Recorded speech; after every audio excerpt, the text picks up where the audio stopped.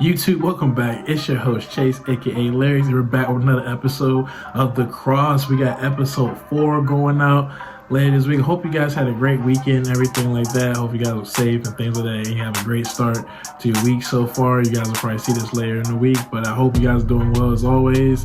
We got another banger episode here for you guys today. You already know I'm gonna try and get y'all up on out of here early, dismiss class a little early. But before we get into this teaching and give you guys what's been going on around the Call of Duty All Season and CDO, we gotta give a shout out to our partners, give a shout out to the production team at OKC Chargers. The reason why we're here, even be able to do this podcast with you guys. I'm so thankful to be back with you guys as always. We gotta give a shout out to Avid for all your headset gaming needs. We also gotta give a shout out to Zip Chairs for all your office chair or gaming chair needs. To do a great job, custom stuff, great high quality stuff. Give a shout out to Advantage for all your game supplement needs and things of that nature.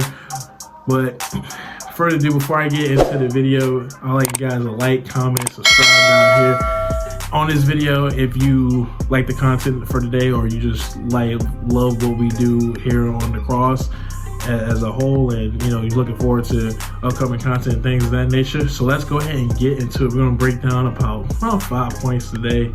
Nothing too crazy, but we do have some more information rather than from last week's video. Wasn't really a whole bunch of information out, new information out, that is. But now we got some stuff going on this week. So first we're going to talk about the potential beef between C9, New York Subliners, and Sib. So, Sib went on stream. He pretty much says there's not any really beef between him and the Oregon teams, but there might be some frustration or beef from their end, mainly because there was kind of rumors that have leaked out that maybe Sib wasn't fully invested into the culture and the brand that they had, because I know they had like 9-to-9 schedules, things of that nature. And Sid probably, at first, 9-to-9, between workouts, team building, and then just, scrimming and things of that nature, coming from where you probably have never been, a situation like that, it can definitely be new and it takes some time to adjust. So, like Sid says, really, isn't any beef from his point of view, but he can understand why there might be a little bit of tension between, coming from the other side. So that information came out on Sib's stream, and we're also going to talk about some other news. We kind of hint at this almost every offseason. We get a little bit, Dashy talking, smack to Rambo, because he's like the coach and GM over there at the Surge, and and then Karma weighed in his 2 cents with, I think it was Hitch. Yeah, he did his 2 cents with Hitch. He was pretty much like, look, like in my career, I've showed up late practices. I was hardly ever on time, especially in the last 3 to 4 years. Karma said, look, for players this great of skill set, you just cannot afford to drop them just for what he called a weak mentality. And so, it was a lot of back and forth for, everybody who's been, keeping up with the CDL pretty, frequently on a year-and-out basis. A lot of talk, Dashy got dropped twice. There was some animosity between Dashy and Rambo because Rambo was leaving out early to go to bowling and, do stuff with his dog and things like that. So even though Rambo was punishing Dashy for not necessarily his in-game, skill set and, his drive, but the out-of-game stuff. And Karma was basically like, look, like, you guys don't, I can coach these guys because you guys are just doing too much. Like, look, as long as he's going hard and scrims, he's giving it his all and he wants to win, and he shows that when he loads in, like, I'm not really super impressed about some of the outside, game stuff, as long as there's toxicity and things like that.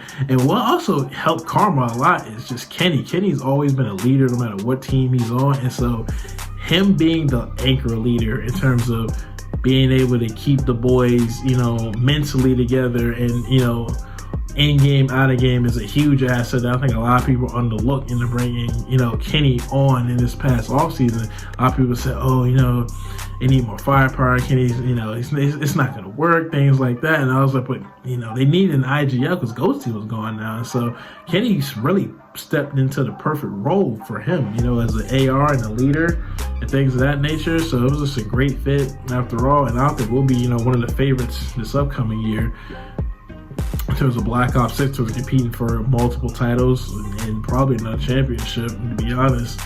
So we're going to go on to our next topic. We're going to talk about, so the league is kind of at a stagnant right now in terms of players, because since the whole scrap, the whole scrap ultra New York, whatever team is involved drama, since this is kind of, I'm not gonna say it's at a stalemate or anything like that, but since it hasn't picked up speed and there hasn't, there's not a clear cut on what's going to happen yet, a lot of these middle tier players and things like that, they don't know what they're going to do, because they're not going to make a move until the top 4 teams are solidified and, they're packed, they're standing packed, and they're, they've got their rosters figured out, and then they can figure out, who they want to play with, what opportunities and options do they have. But they can't do that until the dominoes fall. Just like any other, real sports, players not going to make decisions until the major domino pieces fall into place like that.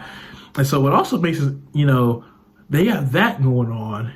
But you also have the fact that just the franchise thing is pretty much dwindling down, because Activision, gave a lot of the money back, the upfront money to, a lot of these, companies, these franchisees that are in the league, and because that the Royal Ravens are looking to be gone, and the Gorillas are also looking to be gone too.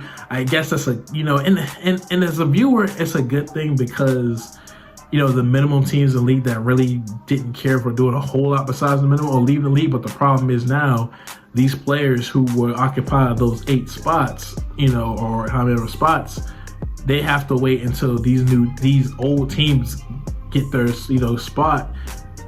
They sell their spot, or they give their spot to a whole different organization. Now there's rumors of Fnatic and Gen G, but that's going to take time. And since you got the roster mania things going on with the actual organizations not knowing what teams, like what companies are going to be in this league in this upcoming season, a lot of the middle guys that are now on these top 4 teams are just caught in the middle, caught in a rock and a hard place, because it's really, they can't really do anything until both of these things are resolved, to be honest. And so, but that brings me to go into our last point. We're going to talk about the LA Avengers, the potential super team, the rumors that's been going on last week, this week, keep hearing about it. So the super team, Nate Shot potentially maybe making a big play here, trying to not only, he's kept Ghosty, and he's thinking about getting Scrap, not just Scrap, which is going to take a while, but Hydra as well, and pairing them with Envoy. And so the team would be Envoy and Hydra as the subs, and Ghosty and Scrap as the ARs. And that, my friends, would be considered, that would be a top 4 team. You have 2 of the best players, 2 of the top, I think 4 players in the world on one team, and then they're surrounded by pretty good talent as well.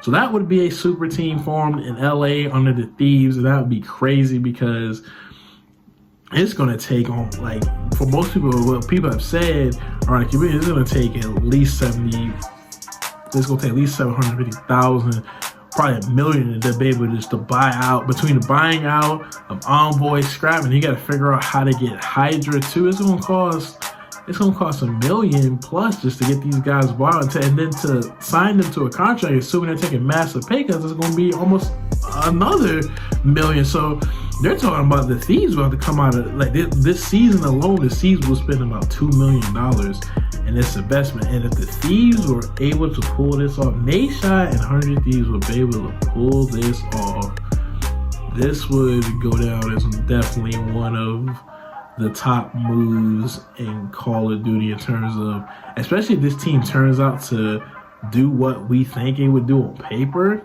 this move would go down as arguably one of the best off-season moves of all time, just because there's 3 or 4 different things that have to happen. You have to buy out 2 players, 3 players, and then you have to get them on your team. And you have to make this happen within, a few months. And that's a massive haul and a massive expenditure. I mean, Nate Shot loves COD. That's that kind of thing he like to do. But they would definitely be assembling the Avengers in LA. If Nate Shot's able to make that happen, that would pretty much tell Optic and FaZe, like, okay, like, yeah, this year is going to, it's going to be even more bottleneck at the top if that happens. It might be only a big 3 teams in the league. But let me know what you guys think in the comment section. I think it's, it's crazy information that we have. But let me know what you guys think about the super team. Will it work? Will it not work? Is it worth the investment for 100 teams? Let me know down in the comment section. It's been your boy Chase, aka Larry. I'm going to get y'all out of here. Peace. I will see you guys in the next episode. Have a great week. Shifty, which CDL player do you think you could replace instantly on a starting roster?